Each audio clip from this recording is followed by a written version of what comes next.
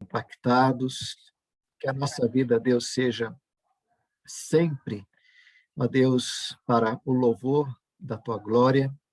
Por isso, ó Deus, pedimos para isso, te pedimos, ó Deus, que continue nos santificando, nos ajudando a permanecermos, ó Deus, debaixo do teu poder, da tua graça, do teu amor.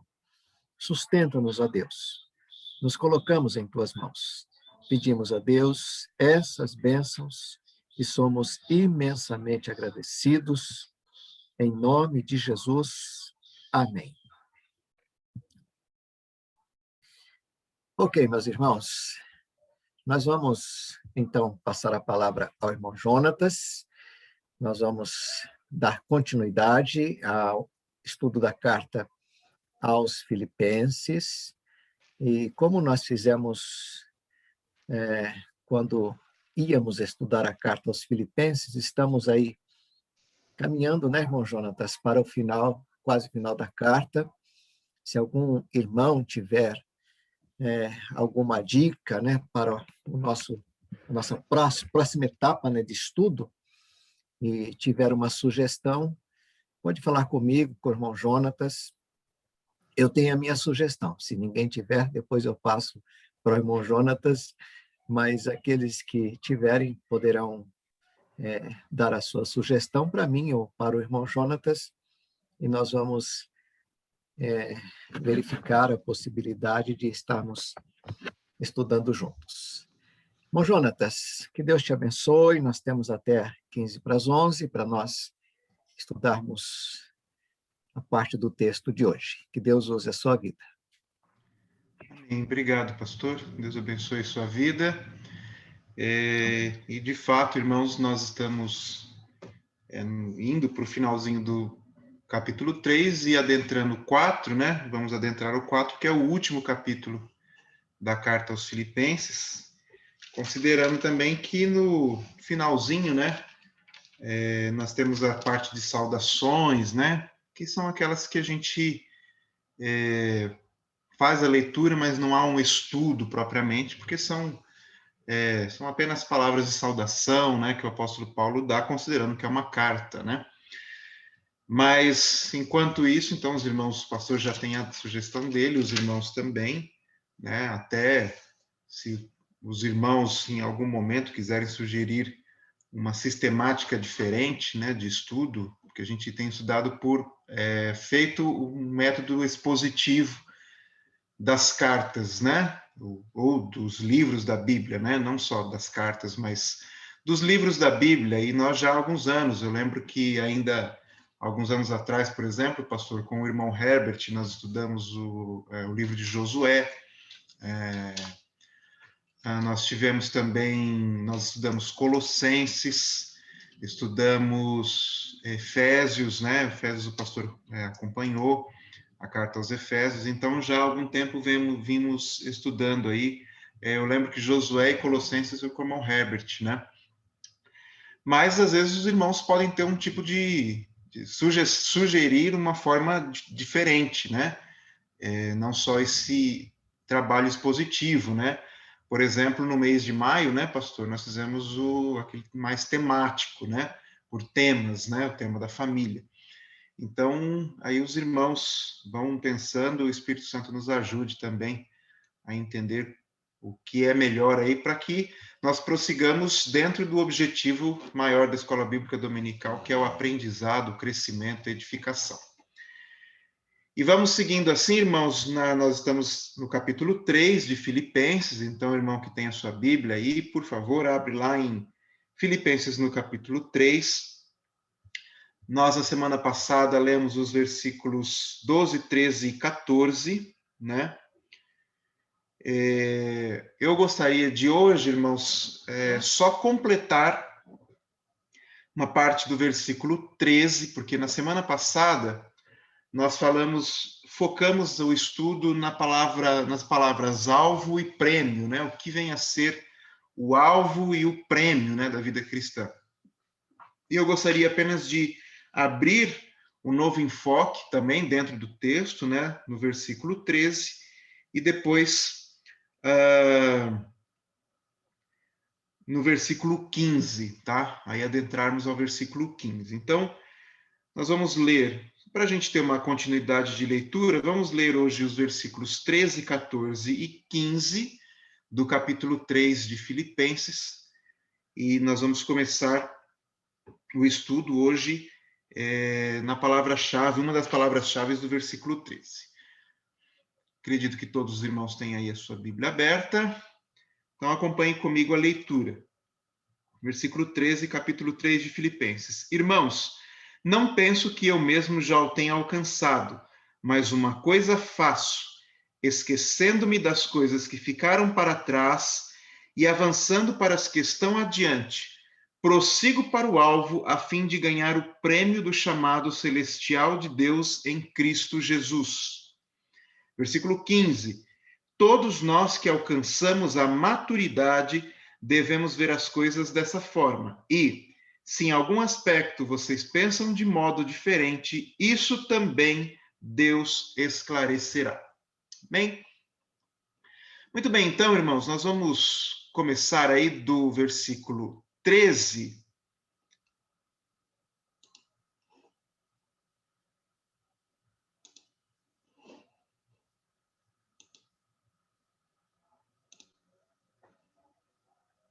Vamos ver se ele aparece muito bem aqui. Então, quero destacar duas expressões aqui do texto para o nosso trabalho, para o nosso estudo, né? Irmãos, não penso que eu mesmo já o tenha alcançado, mas uma coisa faço, esquecendo-me das coisas que ficaram para trás. E eu gostaria de começar falando disso, ou trabalhando com os irmãos, esta expressão, esquecer do que ficou para trás. O que quer dizer isso, irmãos? Quando os irmãos leem aí no texto, né, o apóstolo Paulo dizendo, olha, eu me esqueço das coisas que ficaram para trás, né? Deixo para trás. O que isso, para os irmãos isso vem a ser? O que os irmãos conseguem entender, interpretar aí dessa expressão, esquecer das coisas que ficaram para trás? Como que é isso, irmãos? Como é que eu esqueço do que ficou para trás, né?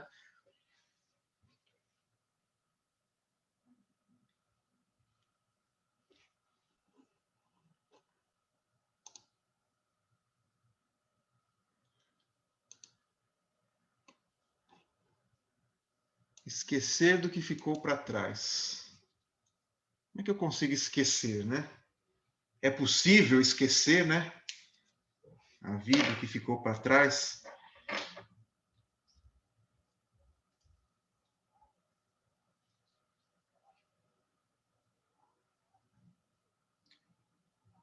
E aí, irmãos?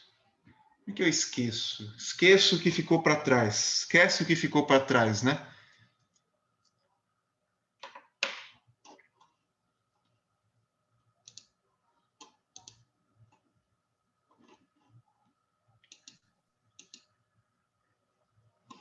Vamos lá, meus irmãos.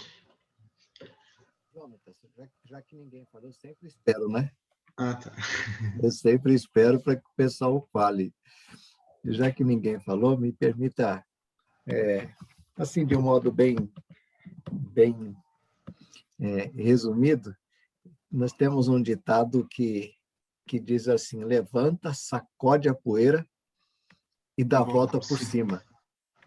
Eu acredito que o apóstolo Paulo aqui dentro deste contexto, né, talvez ele esteja se lembrando das lutas, das batalhas travadas, né, na vida pessoal para com Deus. Aliás, existe até um texto em Romanos que ele diz, o bem que eu quero fazer, eu não faço. O mal que eu não quero fazer, este eu faço.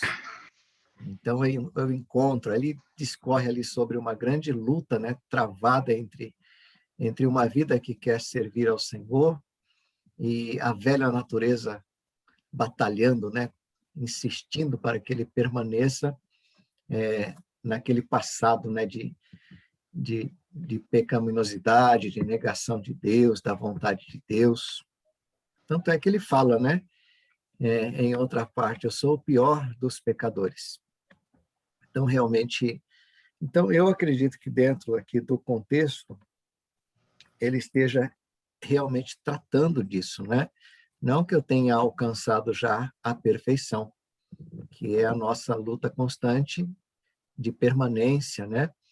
Para buscarmos a santificação e vivermos a nossa vida com Deus. Mas aí uma coisa eu faço, esquecendo-me das coisas que para trás ficam, eu acredito que aqui ele esteja falando de realmente aqueles erros que eu já cometi, aquelas falhas que eu cometi, e, e busquei em Deus, né? Busquei em Deus a solução, busquei em Deus o perdão, busquei em Deus, enfim, eu agora estou dando um passo a mais, estou dando um passo adiante, eu vou seguir em frente e vou me recordar talvez, né? Como uma lição que ficou para mim, onde eu aprendi, e vou prosseguir. E a vida cristã, de fato, eu creio que sempre é assim, né? Sempre é assim, sempre é um passo adiante, sempre é um passo adiante. E na luta constante do dia a dia, sempre na busca da santificação. Do modo mais resumido, né, Jonatas? Sim. Muito bem, pastor. Mais alguém, irmãos, quer contribuir, trazendo aí o que seria o esquecer do que ficou para trás?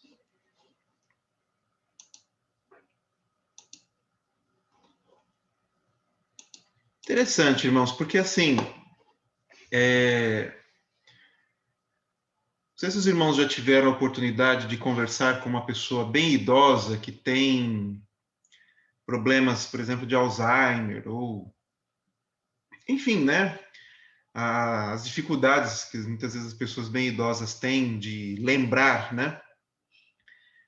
Mas uma coisa que é interessante é que mesmo a pessoa idosa que tem dificuldade de lembrar, ele não lembra, você conversa com ele e ele não lembra das coisas triviais, né, do dia a dia. Eu lembro que eu trabalhei no escritório, pastor, que tinha o dono do escritório era um advogado muito famoso, era, né, na época dele, um advogado muito famoso, criminalista muito famoso.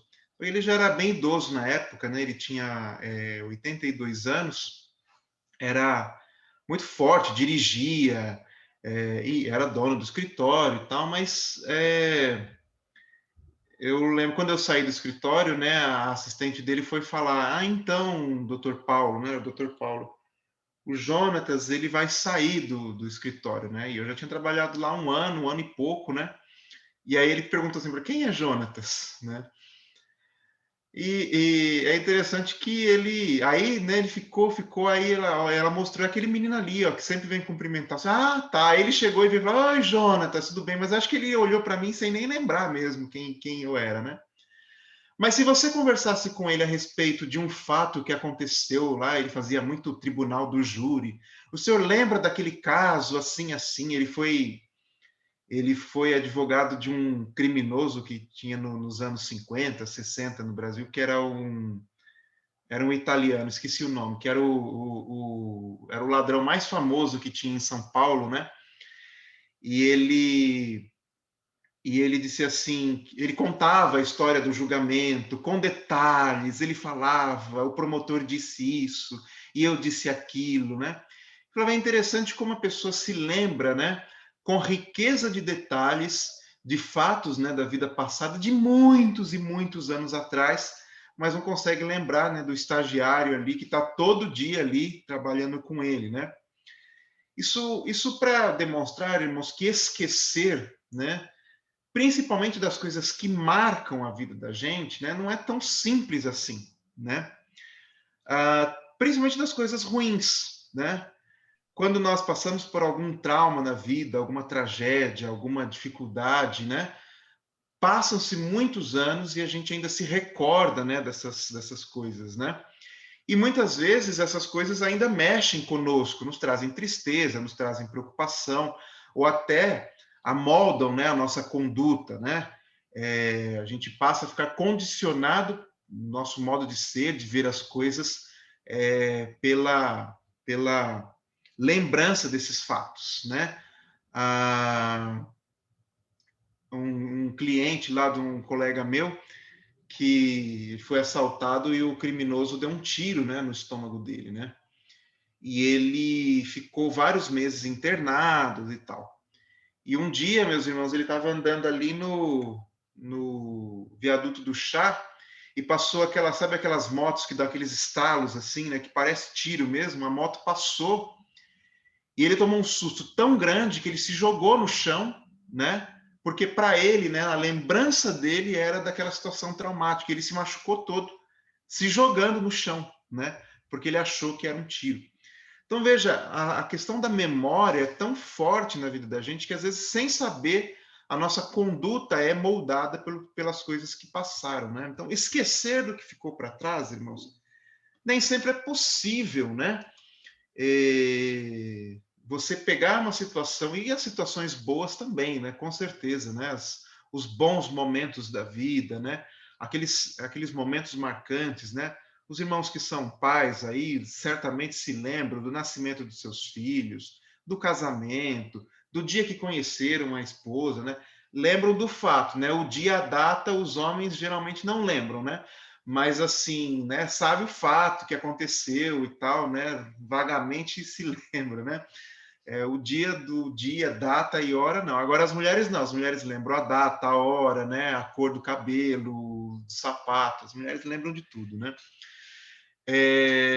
Mas esquecer, irmãos, nesse sentido de, o pastor usou a palavra de recordar, de tirar a recordação da cabeça, né? Isso nem sempre é possível. Então, o que será que o apóstolo Paulo quer dizer, né, quando ele fala esse esquecer, né, do que ficou para trás? E aqui nós vamos ter duas abordagens, irmãos, possíveis aqui para esta palavra, esquecer do que ficou para trás, né? Uma delas, né, está dentro do que o pastor falou, é ressignificar os parâmetros da vida, né? Os irmãos, esse texto, né, de 2 aos Coríntios 5:17, é um texto conhecido dos irmãos, né, que diz assim que se alguém está em Cristo, nova criatura é, as coisas velhas já passaram, eis que tudo se fez novo. Veja só, meus irmãos, antes de Cristo, eu era uma pessoa, eu tinha uma identidade, tinha uma visão de mundo, uma perspectiva, um comportamento, uma conduta, e era isso que movia, né, a minha vida. Esse eu era o que dava significado à minha vida. O que acontece é que muitas vezes nós entramos na jornada cristã e o significado da vida, né, o que dá significado à vida, não muda. Eu não deixo para trás, não esqueço aquele velho homem que eu era, né?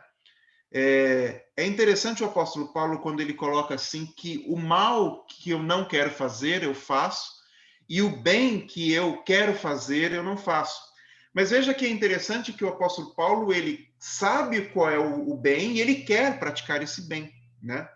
Ele tem, a luta dele é justamente para que esse bem prevaleça na vida dele, né? Mas muitas vezes, irmãos, nem isso nós alcançamos, ó, nem temos o interesse em praticar o bem. Por quê? Porque muitas vezes o significado da nossa vida ainda está no velho homem, na velha natureza, né? Então, por exemplo, eu coloquei dois aspectos aqui desse ressignificar os parâmetros da vida, né? Significa abandonar as posturas arrogantes, né? O que eu sou, né? Então, por exemplo, irmãos, é muito triste quando você vê um crente já que assim se intitula, dizer assim, não, eu sou assim mesmo, né? Eu sou assim mesmo, eu faço desse jeito porque eu sou assim mesmo. Eu não levo desaforo para casa, eu não consigo me conter, eu perco a paciência mesmo, eu falo mesmo, enfim, esse eu sou assim, né? Aquele que o pastor lá do interior onde eu morava dizia, é o crente Gabriela, né? Não lembra da musiquinha, né? Eu nasci assim, eu cresci assim e sou mesmo assim, Gabriela, né? Então, às vezes, a pessoa é o Gabriela da vida, né? Ele é assim, ele nasceu assim, ele não ressignifica em Cristo a sua natureza. Então, esquecer do que ficou para trás é esquecer esse parâmetro antigo, porque se alguém está em Cristo, diz o texto de 2 Coríntios 5,17, nova criatura é, ele está em Cristo. Então, o parâmetro, né, de atitude, de comportamento do que ele é o parâmetro de Jesus Cristo. Então, eu posso dizer, eu sou assim, mas em Cristo preciso ser diferente. Preciso crescer, preciso evoluir, preciso melhorar, né? Porque o meu parâmetro não é esse parâmetro meu, da minha criação, do jeito que eu sou, da minha personalidade, do meu temperamento. É o parâmetro de Cristo. O crente verdadeiro, ele tem esse parâmetro, né? Ele olha para Jesus Cristo está na vida dele, então o que ele faz, olha para Jesus, né? Então ele não justifica as suas atitudes pelo que, eu sou assim, tá? E o segundo ponto, irmãos, né, do ressignificar os parâmetros da vida, né? Estou dentro ali do esquecendo, né, das coisas que ficaram para trás, significa abandonar as posturas individualistas, né? É o que eu quero, tá? Então, duas coisas, né? O que eu sou e o que eu quero. E muitas vezes é isso que prevalece na vida, né? O que eu quero. O que eu quero? Eu quero... Quando eu coloco esse o que eu quero, isso passa por cima das pessoas, passa por cima de Deus, passa por cima da moral, passa por cima da verdade, passa por cima de tudo. Por quê? Porque eu quero isso, né? Não importa o mal que isso vai causar a mim mesmo ou a outras pessoas, não importa o quanto isso vá desagradar a Deus, eu quero isso, porque eu entendo que preciso disso, né? E aí a gente vê as condutas humanas, por exemplo, o apóstolo Paulo vai dizer, né, falando sobre dinheiro, que o amor ao dinheiro é a raiz de toda espécie de males, né? Eu estava lendo um dia desses aí, eu não lembro onde foi em alguma rede social, eu vi vou usar as palavras, tá, irmãos? Me perdoem pelas palavras, mas o texto era bem assim, né? O conforto é uma desgraça, né? O texto dizia assim, né? Aí 2 pontos, né? Dê a um homem, né? Ele de sexo regular, comida boa e entretenimento barato, uma coisa assim, e ele jogará pela janela todas as ambições da sua vida, né? E essa frase foi dita num contexto de uma daquelas pessoas que dão aula de empreendedorismo, como ser rico, como ganhar dinheiro e tal, né? Pois bem, meus irmãos, o problema dessa conduta é que você olha para a sua vida e diz assim, importante para mim é dinheiro, né? Aí você pega dentro da Bíblia e diz, se você tiver o que vestir, você tiver o que comer, você tiver onde dormir, esteja com isso contente, né? Esteja com isso contente. É interessante, irmãos, essa colocação, porque vai contra essa visão, né? Do que eu acabei dessa frase que eu acabei de falar. Não, irmãos, a verdadeira ambição da vida são essas coisas que Deus nos promete, né? E não o que eu quero. Eu quero ser rico, eu quero ganhar dinheiro, eu quero construir um negócio de sucesso, né? É nesse tipo de caminho, nesse eu quero, que muitas vezes eu deixo para trás a família, eu deixo para trás a vida cristã, eu deixo para trás a minha ética, eu deixo para trás a minha moral, eu deixo para trás várias coisas. Por quê? Porque eu quero isso, tá? Então, o parâmetro de vida, né, quando você vai para o parâmetro de vida cristã, eu esqueço o que eu quero e passa a valer na minha vida o que Deus quer na minha vida. Qual é a vontade de Deus para a minha vida, né?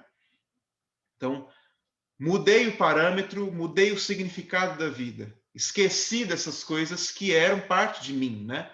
Essas coisas que ficaram para trás, né? O que eu sou, o que eu quero. A postura arrogante, a postura individualista. O significado da minha vida é o significado Jesus Cristo. Esse é o primeiro ponto aí do esquecendo do que ficou para trás. Amém, irmãos? Até aqui, se os irmãos quiserem interromper, comentar, fiquem à vontade. Hein? Vamos para um segundo aspecto do esquecer do que ficou para trás, né? É o abandonar as cargas que me impedem de prosseguir, né? O pastor mencionou, por exemplo, dentro do exemplo do apóstolo Paulo, né? Que ele poderia, né? Esquecendo que ficou para trás, ele tinha motivos para pensar em todas as lutas que ele passou, as dificuldades que ele passou e que ainda passava, né? E tudo aquilo, todas as cargas que isso trouxe para a vida dele. Nós falamos, né, sobre esquecer das dificuldades, né, daquelas coisas que ficaram para trás, que nos trazem tristeza ainda, né, muitas vezes, né? Toda a carga emocional da vida, né? Então a gente cultiva, né, sentimentos ao longo da vida que muitas vezes nos impedem de prosseguir. É o sentimento de raiva, é o sentimento do aquele que nos impede de perdoar, né? É o sentimento de desânimo, porque muitas vezes a gente passa por algumas lutas, irmãos, né? E a gente passa tanta dificuldade, tanta provação, que nós desanimamos, né? Nós não queremos mais seguir adiante com medo de enfrentar de novo essas mesmas dificuldades, né? Então, esquecer do que ficou para trás também é abandonar as cargas que me impedem de prosseguir. Tem aqui duas passagens, irmãos, e eu vou fazer menção a elas, tá? Uma delas está lá no texto de. Opa, deixa eu voltar. Está lá no texto de Mateus 7, versículos 13 e 14. Esse texto, irmãos, são as ilustrações. Esse texto, Mateus 7, versículos 13 e 14, é uma ilustração também conhecida dos irmãos, que é o da porta estreita e o da porta larga, né? Se algum irmão aí tiver com a sua Bíblia aí no jeito, quiser dar uma lida nesse texto, Mateus 7, versículos 13 e 14.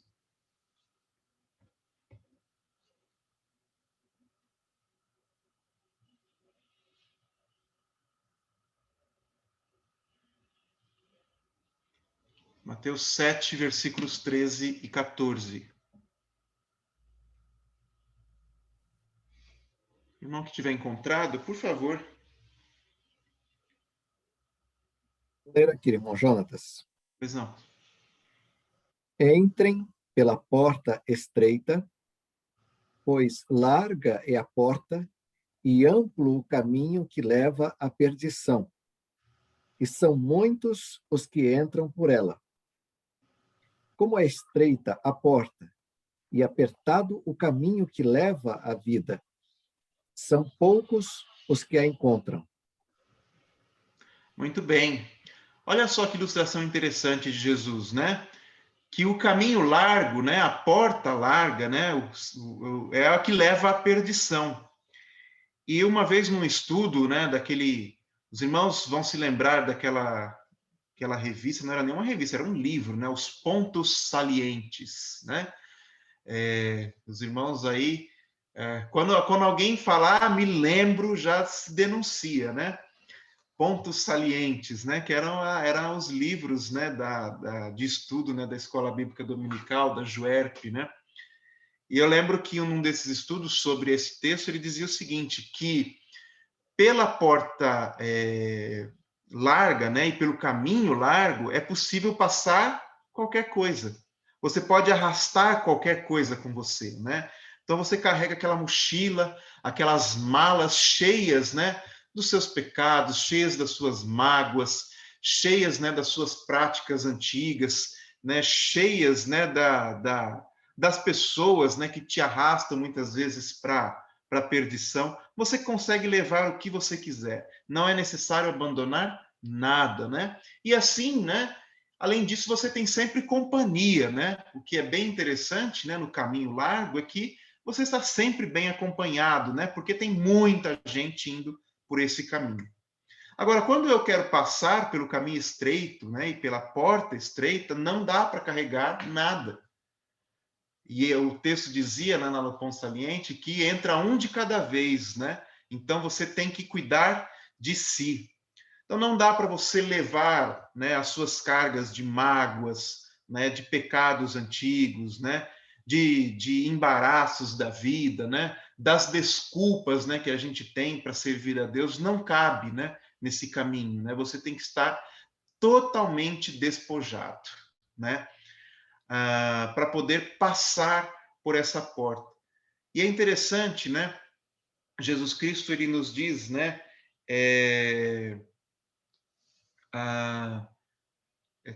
Tomai sobre vós o meu jugo, né? E aprendei de mim que sou humilde e manso de coração, né? É como se ele dissesse assim: pega, né, o jugo de vocês, isso que é pesado, né? Entrega a mim que eu lhe darei o mais leve, pois o meu fardo é leve e o meu jugo é suave. Então, a vida cristã, ela é leve no sentido de que nós não carregamos essas dificuldades que nos impedem muitas vezes de passar pela porta estreita da vida eterna. E o outro texto, irmãos, nós lemos na semana passada, né, o texto de Hebreus 12, versículo 1, que diz o seguinte: olha, nós que estamos rodeados de tão grande nuvem de testemunhas, né? Que testemunhas são essas, né? São aqueles heróis da fé, lá no capítulo 11, né? Ele diz: deixemos tudo o que nos atrapalha, né? E o pecado que tão de perto nos rodeia, olhando para Jesus, autor e consumador da nossa fé. Então veja, meus irmãos, que ele está dizendo, o apóstolo Paulo, aliás, não é o apóstolo Paulo, né, o autor aos Hebreus, ele está dizendo, olha, tudo aquilo que te atrapalha de seguir, né, a vida cristã, deixa para trás, esquece disso, né?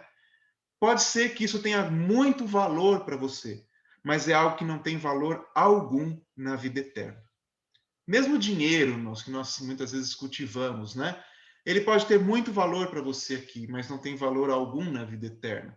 Mesmo a sua falsa justiça, né? Aquela mágoa que a gente cultiva, né? Pode ter muito valor para você aqui, mas não tem valor na vida eterna. Esquece isso, deixa isso para trás. Mesmo os maus desejos do nosso coração, muitas vezes eles têm muito valor para nós, satisfazem o nosso corpo, satisfazem o nosso ser, não é? Mas não tem valor nenhum na eternidade, não vai entrar lá, não tem como você passar para a eternidade com essas coisas. É como correr, né, meus irmãos?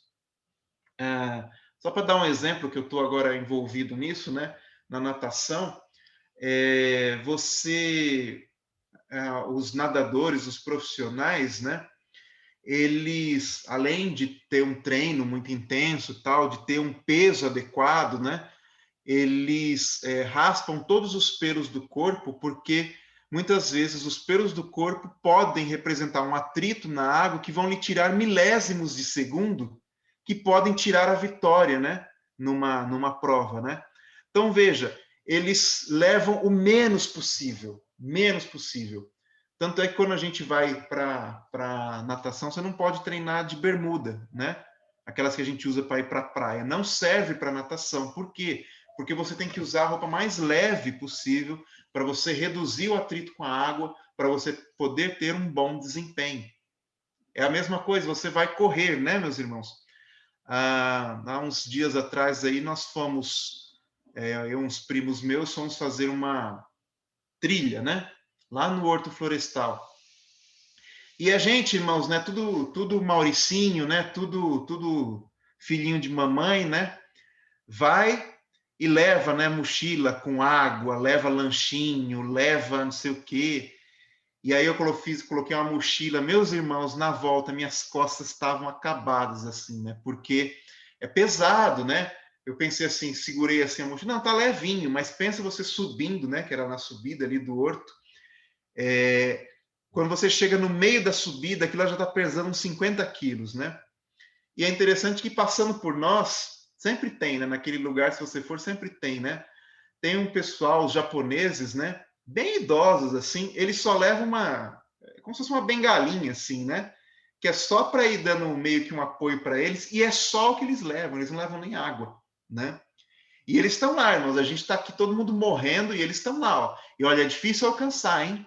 Uma vez eu fui para lá, tinha um senhor de 80 anos fazendo a subida lá, né? É bem íngreme mesmo a subida, são 5 quilômetros de subida, né? E ele foi, e aí, né, falou, vamos alcançar ele. Quem disse que alcançava ele, né? Mas ele estava leve, ele não estava carregando nada, né?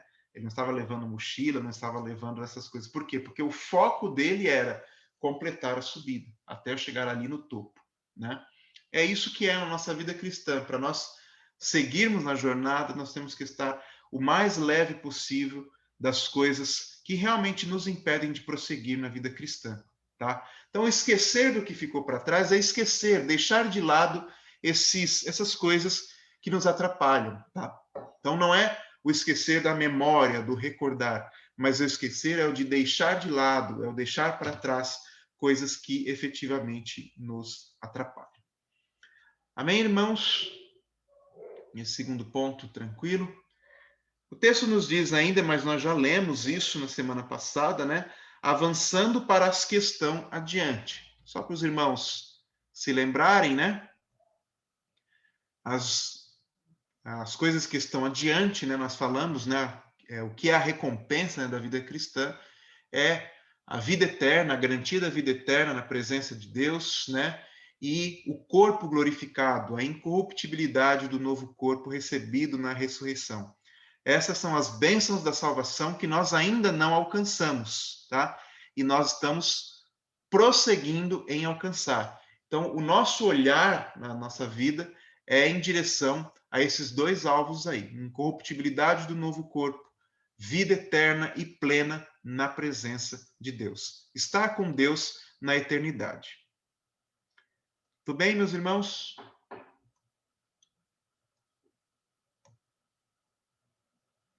Então, vamos seguindo aqui. Nós vamos pular, vamos para o que nós já trabalhamos, o versículo 14, na semana passada, né?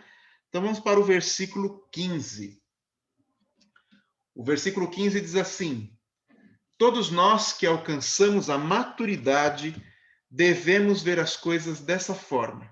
E se em algum aspecto, vocês pensam de modo diferente, isso também Deus esclarecerá. Tá? E aí eu destaquei, que os irmãos estão vendo, a palavra maturidade. Tá? Vamos lá, meus irmãos, maturidade, né? Eu trouxe aqui, irmãos, alguns possíveis significados de maturidade. Eu gostaria que os irmãos julgassem, né? Cada um deles. O que seria maturidade? Maturidade, irmãos, seria o tempo de vida cristã, né? Tempo de vida cristã quer dizer quanto tempo, né? Eu estou no evangelho, quanto tempo eu sou batizado, quanto tempo eu sou membro da igreja. Maturidade seria isso, irmãos? Um irmão pode dizer, um irmão, quem quiser, pode dizer sim, não, concordo, discordo.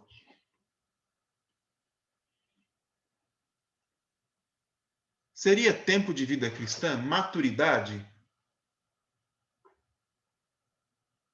É um irmão maduro porque ele tem muitos anos. Quer ver? Vamos perguntar para os irmãos aqui. Eu tenho de batizado, irmãos, eu tenho 27 anos. Fui batizado há 27 anos atrás, né? Aliás, vai completar 27 anos, né? Em outubro desse ano. Então, digamos assim, né? Sem considerar lá o tempo anterior, né? Esse é o tempo que eu tenho de batismo, né? Quem tem mais tempo do que isso de batizado?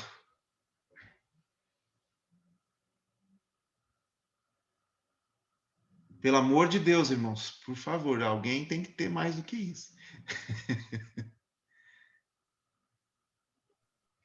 Estou fazendo a conta aqui, viu, irmão Jonatas? Jonatas. Oi, quem Oi? chamou? É a Gisele. Gisele, ô Gisele. Eu tenho Pois não, 35 anos de batismo. Amém, irmãs, 35 Tenho anos de mais que batismo. você. Graças a Deus. Vamos lá, irmãos. Pois eu não. vejo que maturidade não tem a ver com o tempo de vida cristã, não. Tá certo. Às vezes a pessoa tem tantos anos, mas não tem a maturidade que um de menos anos tem, entendeu? De vida cristã. Muito bem. Muito bem. Então, tá aí a posição da irmã Gisele, né? Que já tem 35 anos de batismo, né? E entende que isso nem sempre quer dizer maturidade, né? Quem mais? Acho que o pastor ia falar também. Eu fiz a conta aqui, irmão Jonatas. São 37 anos. 37 anos, né? Estamos... E batismo, né? Vamos esquecer essa conta, né? Né? Vamos deixar isso para trás, né, irmão Jonatas? Pois é. Pois é, né? Quem mais, irmãos? Quem tem aí mais... Tem alguém que tem mais tempo aí? O pastor está na dianteira aí. 37, pastor? 37. 37. Pois não, irmão... Antônio. Irmão Antônio. Então, eu acredito que o tempo de igreja não vai... Pode até ajudar muito. E talvez também não ajuda, porque você tem que estar sempre em aprendizado, né? Você tem que estar sempre aprendendo e buscando. Por mais que você tenha tempo de igreja, se ele está fazendo isso, ele vai adquirir maturidade. Na minha visão, né? Porque tem muitos com muito tempo e não tem maturidade. E tem também pessoas mais jovens que às vezes têm maturidade mais do que a gente. Eu entendo dessa maneira. Ok? Bem, muito bem. Então, irmãos, né, aqui, eu tenho aqui a palavra do irmão Antônio, da irmã Gisele, no seguinte sentido, né? Que nem sempre quer dizer que você ter muito tempo, né, seguindo no evangelho, seguindo no batismo, quer dizer que isso faça de você uma pessoa madura. Então, vamos pular esse. Vamos aqui. Seria a quantidade de experiências já vividas, né? Quantidade de experiências já vividas quer dizer, olha, eu passei por tanta coisa, né? O apóstolo Paulo, por exemplo, né? Tem a passagem aqui, deixa eu ver se eu encontro, em Filipenses também, né? Que ele vai contando, né? Ele vai contando tudo aquilo que ele passou na vida, né? Que ele fala, né? Que eu... Não é em Filipenses, não. É uma passagem que ele diz assim, olha, eu fui açoitado, eu fui escondido dentro de um cesto e me tiraram escondido dentro de um cesto. Eu naufraguei 2 ou 3 vezes, né? São várias experiências. Fui preso, né? Ele vai contando várias experiências que ele passou na vida, né? Os irmãos estão aqui, né, BD, com certeza têm as suas experiências de vida, né? Mudança, né? Mudei daqui de casa várias vezes, mudei de cidade, passei pela experiência de perder familiares, perdi pai, perdi mãe, perdi filho, né? A experiência da enfermidade, passei por enfermidades, né? Ou então eu passei por várias igrejas, né? Então eu tenho experiências em outras igrejas.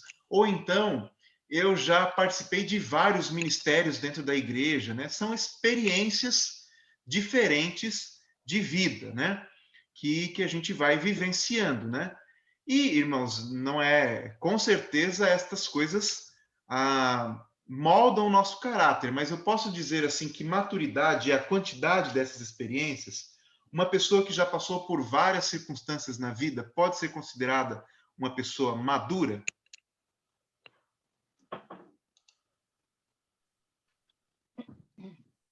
Irmão Jonathan. Então, vamos lá. Quem... Pode falar. Então, meu irmão, ouvindo todas Irmã Nete? Isso. Pois não, irmã Nete. Então, irmão, ouvindo todas essas coisas, eu passo a pensar o seguinte: a gente tem diversas experiências na vida, naturalmente, na igreja. Mas quando eu penso nessas experiências, eu penso em experiência com Deus. Eu penso em experiências que quando, nos momentos da nossa vida cristã, a gente se colocar na dependência de Deus, buscar a Deus em tanto nas dificuldades como nos projetos, nos envolvimento com as coisas da igreja.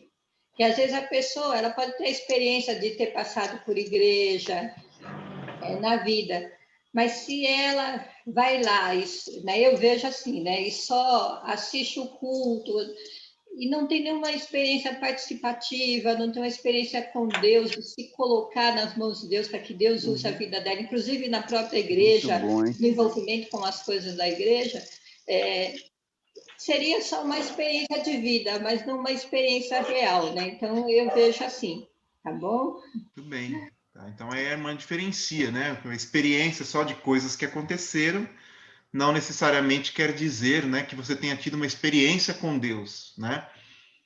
Bem, quem mais tinha pedido a palavra? Eu, Cássia, irmão. Cássia. Eu acredito assim, irmão, que não é a quantidade, né, de experiência, né? Mas eu acredito que seja as experiências, sim, nos traz crescimento e nos torna mais forte, com certeza.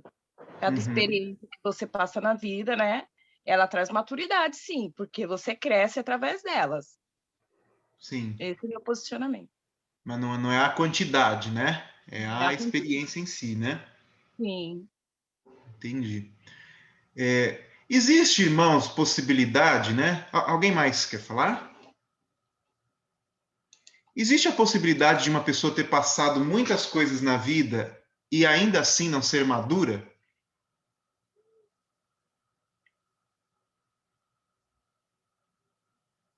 Você já viu aquela assim, irmãos? Esse aí não aprende, né?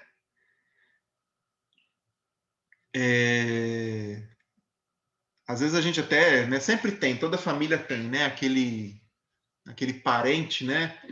Que é aquele parente que a gente tem que amar um pouco mais, né? E assim passa pelas coisas, né? Fica doente e se recupera, sofre acidente, perde as coisas, né? Perde o trabalho, perde o emprego, enfim, apanha na rua. E aí passa o tempo, né? O cidadão está lá com 50 anos, 50 e poucos anos, e é a mesma coisa, né? Continua a mesma coisa. Eu tenho um familiar, irmãos, é interessante, né? Porque quando a gente tem convívio, né? A gente não se dá conta, né? Ele vai fazer 50 anos, né? Um primo meu, né? E assim, o olhar que a gente tem para ele, né? É um olhar de um jovem, né? Porque ele assim, não porque porque ele está sempre dando trabalho, está sempre ali, precisa pegar na mão, precisa levar, precisa ir lá, cuidar, precisa ajudar, precisa ele se meter em algum problema de novo. Enfim, já passou por experiências, irmãos, que às vezes a gente não tem nem ideia do que seria se nós tivéssemos passado por isso, né? Esse meu familiar, ele já foi preso, né? Já pegou doenças na rua, já apanhou na rua, enfim, né? Já passou por coisa, já mudou, morou em tudo quanto é lugar que você imaginar, irmãos. Morou inclusive fora do Brasil. Quer dizer, tem uma quantidade de experiências muito grandes, mas ele ainda aos olhos da família é um adolescente, né? Que a gente tem que de vez em quando cuidar, tem que ir lá de vez em quando ajudar ele, tem que de vez em quando buscar ele lá não sei aonde, porque tá não sei aonde e tal, né? Uma vez era à noite aqui, ligaram aqui, Jonas, aconteceu tal coisa, tal, precisa fazer o que a gente faz. Aí eu fico me perguntando, né? Como que eu, né? Isso já há alguns anos, né? Com 30 e poucos anos, vou orientar uma pessoa que já está beirando aí os seus 40, 50 anos, né? Mas por quê? Porque não amadureceu. Tem quantidade de experiências, mas não aprendeu nada com elas, né? Não moldou a sua conduta, o seu caráter, né? Então, acho que o que os irmãos colocaram aqui, as irmã Nete, a irmã Cássia, né? É que a quantidade de experiências, né? Em si não quer dizer nada, se você não aprende nada com elas, né? Se não são experiências reais, significativas, né? Com Deus. Então, eu não posso dizer que a quantidade de experiências vai fazer alguém uma pessoa madura. Então eu vou para o terceiro ponto aí, eu acho que esse aí a gente vai matar, vamos ver se vai ou não. Seria, né, uma pessoa madura, seria uma que tem um conhecimento doutrinário e teológico da Bíblia muito grande? Uma pessoa que sabe muito da Bíblia?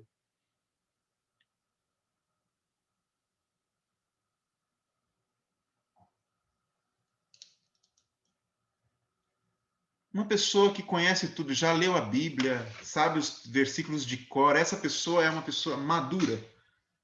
O que os irmãos acham?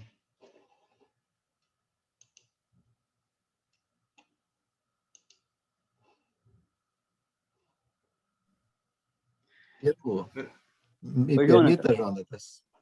Pode falar então, quem pediu a palavra. Oi, Jonathan. O Antônio. O que você perguntou mesmo? Nossa, já me passou da cabeça. Passou? Nossa Senhora, passou. Seria o conhecimento...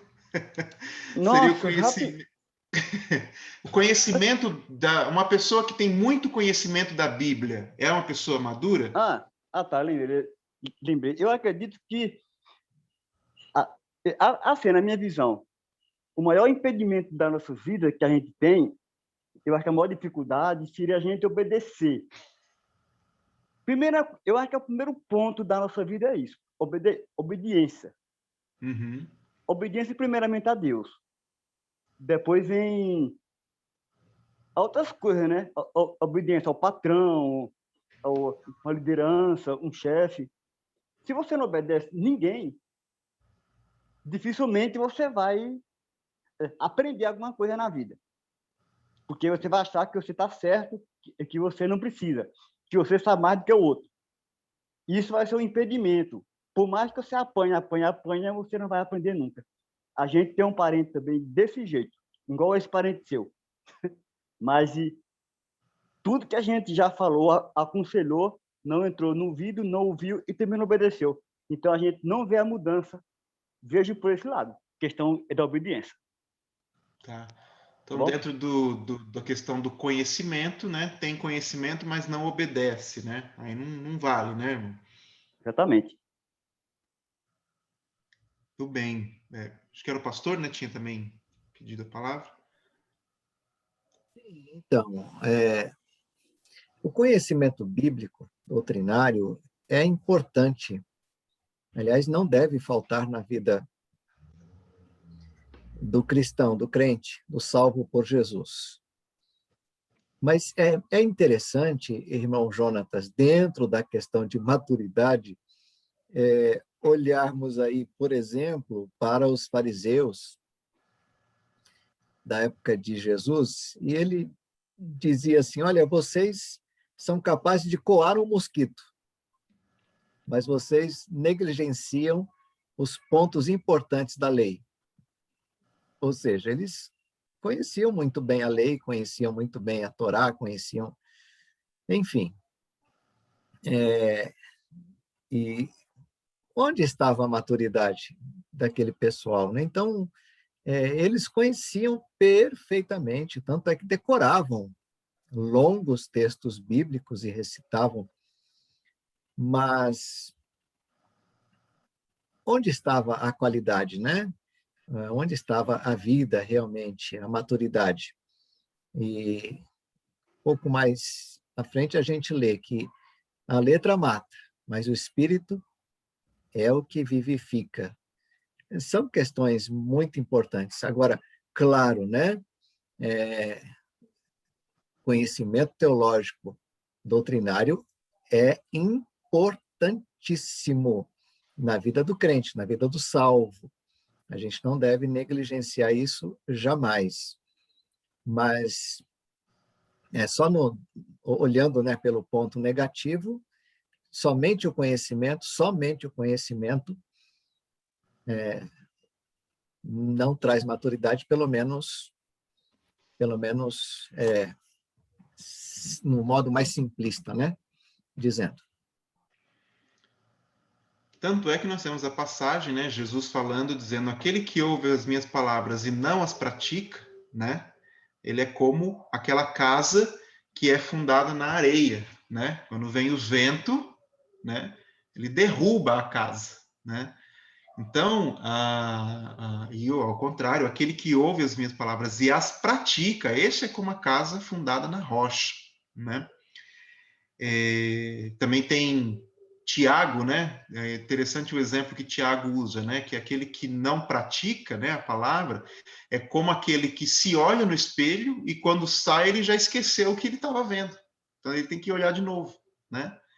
Então aquilo não fica dentro dele, né? Conhecimento, irmãos, muitas vezes a gente vê até mesmo daqueles que não seguem.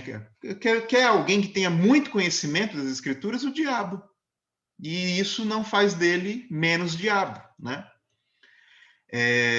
Me lembro lá no interior de São Paulo, né? Interior sempre tem, né? Toda cidade do interior tem o... Se bem que eu estou falando de interior, aqui na minha rua também tem tudo isso, né? É o bêbado oficial, o doido oficial, aquela senhorinha, né? Que olha a vida de todo mundo, né? Toda cidade tem toda cidade do interior tem essas figuras carimbadas, né? E aqui na minha rua tem também todas essas figuras, só aqui na minha rua, né? Mas tinha um bêbado, né? Que a gente tinha um comércio lá no interior, e ele bebia, né? No bar lá da outra esquina, era o bar onde o pessoal bebia lá. Meu pai não vendia bebida alcoólica, mas eles iam para o nosso, né? Para nossa mercearia, né? E ele chegava e ele perguntava: vocês são crentes, né? Porque não vende bebida, né? Ah, somos crente, né? Vocês são de que igreja? É da Igreja Batista. Ah, eu conheço o hino da Igreja Batista. E ele cantava aquele hino que eu aprendi, irmãos, com ele, que eu era batista e não sabia. Que é aquele hino que eu gosto muito, que é o de teu cuidado terno me cerca, ó Salvador, porque se tu ao longe estás, eu fico sem vigor. Aos pés de ti desejo, meu Deus, meu Pai, viver, e tua forte mão sentir, a minha mão suster. E ele cantava esse hino todinho, irmãos, né? E ele conhecia um hino da Igreja Batista, ele conhecia um da Assembleia, um da Congregação, um da Presbiteriana, ele sabia um hino de cada uma das igrejas. Conhecimento ele tinha. Com certeza, para ele ter aprendido esses hinos, ele foi a algum culto em algum lugar e aprendeu os hinos. Mas estava onde? Estava no bar bebendo, bêbado, né? Então, o conhecimento não trouxe para ele uma maturidade, não trouxe para ele uma transformação de vida. Então, vamos para o último, a última opção. Está difícil hoje, né? Maduro seria aquele que comete poucos pecados? Uma pessoa que não comete muito pecado. Ele comete um pecadinho aqui hoje, daqui um mês comete outro, mas tem é pouquinho, né? Poucos pecados, né? Sem pecado nenhum a gente sabe que não tem, né? Mas esse daí, o crente maduro, quanto menos pecado ele comete, mais maduro ele fica. Seria isso?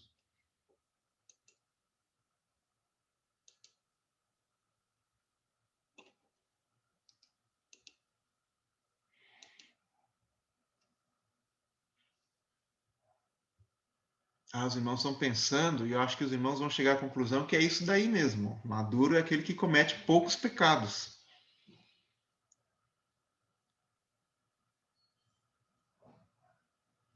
O que será, irmãos? Uma pessoa que comete poucos pecados, né? Aí a gente fica pensando assim, bom, esse não sou eu, né? Ou então, né, algum irmão pode estar pensando assim, qual a quantidade seria considerado poucos pecados, né? Aqui um pecado por mês, né? Ou um por semana, né? O que é muito, o que é pouco, né? Interessante, irmãos, que pecado é sempre pecado, né? Se você cometeu um por mês ou um por dia, é tudo pecado, tá? A prática do pecado não é a regularidade com que se peca, né? Mas é o pecar. Então, a gente que ele só comete um pecadinho por mês, mas não falha, né? Todo mês tá lá, é firme e forte aquele pecado dele, todo mês ele está cometendo, né? Então, tá equivocado, né? Essa pessoa. Isso não faz dela uma pessoa madura, né?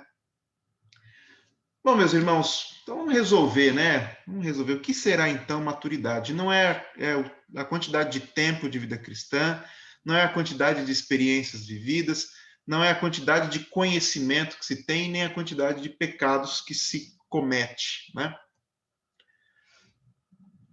palavra maturidade, aqui no texto que nós lemos, né, Filipenses 3,15, né, ela vem do grego, né, teleios, né, que quer dizer perfeito, ou mais precisamente, mais corretamente, pronto, consumado, em condições de. Veja, irmãos, que nós estamos fazendo assim essa ilustração. A ilustração do apóstolo Paulo é sempre em relação a uma corrida, né? Ao atleta, à jornada, né? Para você ser um bom atleta, para você ser um bom corredor, você tem que estar treinado, né? Então você treinou o suficiente, então tem condições de correr aquela corrida, a corrida de São Silvestre, a meia maratona de São Paulo, enfim, tem de ter uma prévia preparação, estar preparado, né? Se hoje, né, alguém chegar para mim ou para qualquer dos irmãos, olha, vamos ali correr os 15 quilômetros da São Silvestre, possivelmente, se eu me aventurar a fazer, eu fracassarei, né? Porque eu não tive o treino necessário. O músico, né? Antes de fazer uma apresentação, ele vai lá, treina, né? Ensaia, né? Ensaia, pega a nota, pega a música, o tom, vê o que ele alcança, o que ele não alcança, enfim, né? Como ele deve fazer. Tudo é preparação. Então, maturidade, irmãos, tem a ver com postura, em primeiro lugar, daquele que está preparado para os desafios da vida cristã, tá? Eu quero dizer, irmãos, postura quer dizer atitude, tá? Todos aqueles pontos que nós vimos, irmãos, atrás, eles podem ser considerados dentro de maturidade? Podem, desde que isso me leve a uma postura, tá? Daquele que se prepara para os desafios da vida. Então, vamos lá. Eu vou voltar aqui, lá no quadro anterior. Tempo de vida cristã. O tempo de vida cristã ajuda na maturidade quando isso me leva a ter uma atitude, né, uma postura daquilo que nós lemos, esquecer das coisas que ficaram para trás, seguir adiante, abandonar, tal. Então, eu tenho um tempo de vida cristã e isso contribui para que eu tenha uma postura adequada na vida cristã. A quantidade de experiências, né? A quantidade de experiências de vida cristã ajuda a minha maturidade quando eu olho para essas experiências e aprendi uma lição com elas, vou, a partir de agora, agir de modo diferente. Eu estou preparado. Por quê? Porque eu passei por experiências. Então, a partir dessas experiências, eu vou agir de forma diferente. O conhecimento doutrinário teológico da Bíblia ajuda na maturidade? Ajuda quando eu tenho uma postura de seguir a minha vida de acordo com aquilo que eu aprendi na doutrina e na teologia bíblica, né? Eu leio a palavra de Deus, eu estudo a teologia, a doutrina e mudo o meu comportamento para ele se parecer com o comportamento de Jesus Cristo, né? A partir do conhecimento que tenho da palavra. A quantidade de pecados que eu cometo, né? Não quer dizer que Deus vai medir lá numa balança quanto que pesam os meus pecados. Mas é de eu olhar e dizer assim, olha, eu já tenho maturidade suficiente para não praticar estas coisas. Eu ainda continuo sendo pecador, mas aos poucos eu vou tirando da frente da minha vida algumas coisas que eu já tenho condições de tirar, né? Eu já cresci, já evoluí para não cometer mais alguns pecados. E vou aprendendo mais para cometer cada vez menos, sim. Tem a ver com postura, né? A postura que eu tenho de estar preparado, né, para os desafios da vida cristã. Então, maturidade, irmãos, é a condição daquele que, quando vem a jornada da vida cristã, as circunstâncias da vida, ele tem condições de lidar com aquilo, ele tem condições de prosseguir com aquilo, ele está preparado para aquilo, por quê? Porque ele tem uma postura adequada, né? Ele aprendeu com todos aqueles pontos que nós vimos ali. Todos aqueles pontos que nós vimos, eles ajudam a gente na maturidade, desde que eu tenha uma postura em relação àquilo lá, tá? E aquilo me faz, então, estar pronto, preparado, em condições de, né, perfeito, não perfeito no sentido de que eu sou como um anjo, né? Não pratico pecado nenhum, mas perfeito no sentido de que estou sim buscando essa perfeição, estou buscando sim essa coroa de glória, estou buscando sim essa vida eterna. É atitude, postura, preparação, tá? É isso que é maturidade, é quando eu verdadeiramente aprendo, né, com aquilo que eu estou recebendo, né, na minha jornada de vida, né? Como o irmão Antônio disse, eu obedeço aquilo que o mestre me manda fazer, né? Jesus Cristo me manda fazer, é uma atitude proativa, né? Eu tenho uma atitude, uma postura diante daquilo que eu estou recebendo, daquilo que estou passando, tá? Tudo isso, então, em resumo, irmãos, é importante, tá? Todas essas coisas que nós lemos atrás, elas são importantes. O tempo, né, de vida cristã, é importante nós olharmos para trás, né? Os irmãos aí que vão... Muitos irmãos não quiseram falar quanto tempo, né, tem de batismo, né? Não sei por quê, mas, né, é importante você olhar para trás, né, e ver esse tempo e ver tudo aquilo que você já aprendeu, que você cresceu, né, as experiências que você teve nesses, no meu caso, 27 anos, outros irmãos 30, 35, 37, né? Todo esse tempo aí, né, eu olho para trás e olha, tem um aprendizado aí, as experiências que eu já passei. Não é se eu tenho muitas experiências, mas é que em uma experiência que eu tenho, eu busco o melhor delas, né? Tirar o melhor para eu fazer certo daqui para frente, né? É o que eu aprendo aqui na EBD, eu colocar em prática na minha vida, né? O conhecimento que eu estou adquirindo aqui na Escola Bíblica Dominical que me leva a mudar a minha conduta, a ter uma conduta melhor, né? E chegar ao ponto de cada vez menos, eu ter menos pecados na minha conta, né? Porque eu estou realmente buscando cometer os menos, tá? Ô, Jonatas, Mas não, irmã Lígia? eu não queria abrir minha boca hoje, porque eu falo muito, né? Mas pode eu não... falar. Né? Ô, Jonatas, tudo isso que você falou tem relação com a carta aos Hebreus, quando Paulo está dando uma bronca lá no pessoal, que precisa ainda... alimenta de leite ainda... Como é que quem se alimenta de leite ainda é criança e não sabe o que é justo? O alimento sólido é para os adultos, que pela prática constante são capazes de distinguir entre o certo e o errado. Tem relação? Sim, a irmã está falando lá em, acho que é 1 aos Coríntios, né? Não, Hebreus 5. Hebreus 5? Tá. Hebreus que Coríntios também tem, né? O apóstolo Paulo, ele fala, né? Eu não pude dar-vos, né? Alimento sólido, né? Mas leite, porque vocês são meninos, né? Isso. Tudo que nós estamos falando, irmã, tudo que nós estamos falando tem a ver, sim. Tem relação, né? Praticamente, quando nós chegamos no capítulo 3, principalmente a partir do versículo 12 de Filipenses, essa maturidade, né? Porque veja só, quando o apóstolo Paulo fala assim, né, o apóstolo Paulo fala aos Coríntios e o autor aos Hebreus fala aos Hebreus, ele diz o seguinte, olha, vocês são meninos, vocês não podem comer comida sólida. Veja, meus irmãos, eu pergunto aqui, eu posso falar com os irmãos, quem quer viver só de leite aqui? Né? Não, ninguém quer viver só de leite. Eu quero comer, né? Poder comer quem gosta, né? Um bom churrasco. Churrasco não, porque tá caro, né? Então, né? Eu não sei nem o que tá barato hoje, né? Para a gente falar, substituir, né? Mas, sei lá, né? É uma boa carne, né? Uma boa salada, se você gosta. Eu quero poder desfrutar do prazer desses alimentos, né? Mas acontece, meus irmãos, que se eu sou um bebê, eu não tenho condições, né? Eu não posso pegar um bebezinho e tocar feijoada nele, meus irmãos, porque eu vou fazer mal para essa criança, né?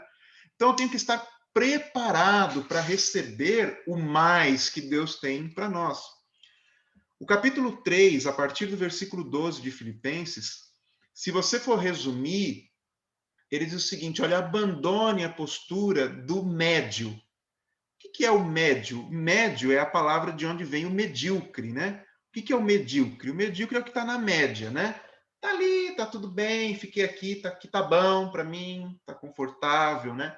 Não, na vida cristã, Deus tem muitas coisas a nos prover e a nos fazer experimentar, mas eu tenho que estar preparado para isso.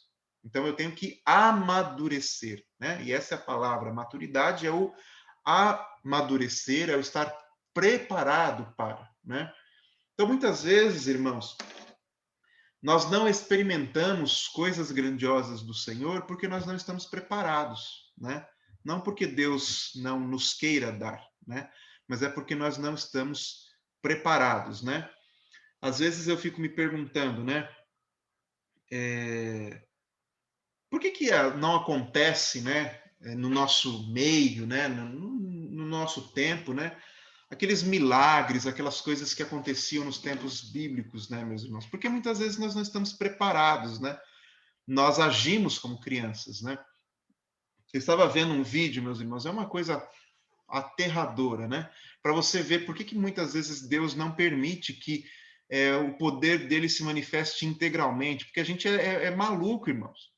Estava vendo um vídeo, pastor Rinaldo, de um pastor que ele instalou lá na igreja dele, isso não é no Brasil, como se fosse não sei explicar, é um cordão assim, sabe aquelas tirolesas, né? Só que ele descia assim, ele vinha lá do teto e vinha descendo assim, com o microfone falando, não sei o que, parecia a nave da Xuxa, assim, ele vinha descendo, né? E até chegar lá no púlpito, ali no palco, no altar, sei lá. Então ele vinha com um cabo de aço, assim, né? E o cabo de aço vinha descendo e ele falava e tal, e o povo gritava, né? Mas o que é isso? É criancice, né? Olha o dinheiro que esse homem gastou com isso. Olha o perigo que ele está correndo, que esse negócio quebra lá, esse homem cai em cima de todo mundo lá embaixo. Uma criancice. Agora, se uma pessoa que não tem poder nenhum faz isso, imagina se tivesse. Né? Imagina se tivesse. Não tem maturidade para receber. Por que muitas vezes, meus irmãos, a gente não sai por aí? Eu creio nisso. Jesus nos diz isso, né? Se creres em mim, farão as mesmas obras que eu faço e até maiores do que essa. Por que eu não consigo orar, por exemplo, por uma pessoa que tem uma paralisia, essa pessoa levantar da cadeira e sair andando, irmãos? Porque nós somos tão falhos que é perigoso se Deus dá um dom desse para a gente sair por aí vendendo, né? Então, às vezes, Deus não permite que certos milagres da sua glória, né, da sua manifestação soberana, se deem no nosso meio por falta de maturidade do seu povo. Então, nós temos que alcançar essa maturidade, tá? Estar preparados para receber aquelas bênçãos que o Senhor tem, para que nós possamos seguir a nossa jornada até o alvo, que é Cristo. Amém, irmãos? Então, irmã Lígia, respondendo, sim, tem tudo a ver aí com que as passagens que a irmã está trazendo. Alguém, irmão, quer falar mais alguma coisa? Se não, nós vamos encerrar aqui, irmãos. Nós temos a segunda parte, né, do versículo 15, mas nós deixamos para o próximo estudo, tá? Mas acredito que até aqui nós alcançamos proveito aqui no que estudamos. Bem, meus irmãos, Deus nos abençoe. Eu vou retornar a palavra ao pastor Rinaldo. Deus abençoe. Amém. Jonatas, Deus abençoe sua vida. Deus abençoe a vida de cada irmão que participou nesta manhã conosco da Escola Bíblica. Sempre dizemos, né, certamente um momento ímpar, onde somos sempre abençoados e aprendemos muito, e não é errado dizer que a Escola Bíblica é a maior e a melhor escola que nós temos. Louvado seja Deus por isso. Que Deus continue nos abençoando e usando a palavra, usando também a sua vida, irmão Jonatas, e usando também aqueles irmãos que estão contribuindo, né? Sempre que há uma pergunta, um comentário, isso enriquece o estudo e nos ajuda em nossa maturidade. Louvado seja Deus por isso. Amados irmãos, nós